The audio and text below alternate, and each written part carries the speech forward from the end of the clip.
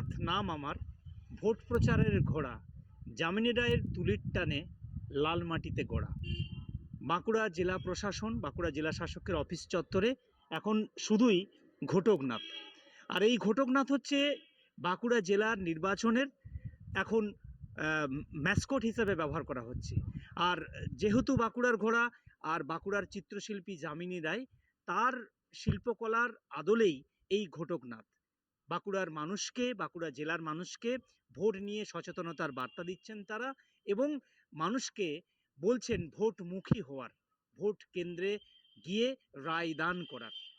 এই বার্তায় এখন বাঁকুড়া জেলা শাসকের অফিস চত্বরে কি বলছেন জেলা শাসক, আর কী বা বলছেন স্থানীয় মানুষজন, চলুন শুনে নেওয়া যাক।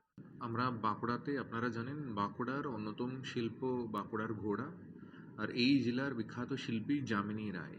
সেই যামিনী রায়ের আঁকা তৈরি করা ঘোড়াকে আমরা বাঁকুড়া ভোটের সময়তে ভোট ম্যাসকট হিসাবে বেছে নিয়েছি। সেই ইলেকশন ভোট ম্যাসকটকে নাম দিয়েছি আমরা ঘটকনাথ।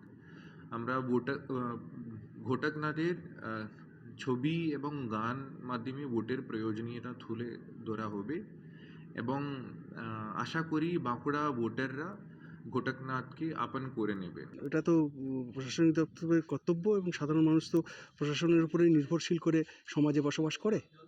এটা অবশ্যই তারা প্রেরণা পাবে, এবং উদ্দেশ্য প্রণোদিতভাবে কেউ তাদেরকে বিপথে পাঠালেও তারা যে গণতান্ত্রিক অধিকার তাদের যে আছে এবং সচেতনতার অভাব তাদের মধ্যে নেই, সেই শিক্ষাটুকু তারা পেয়েছে, সেই বর্তমান রেখে তারা কাজ করবে।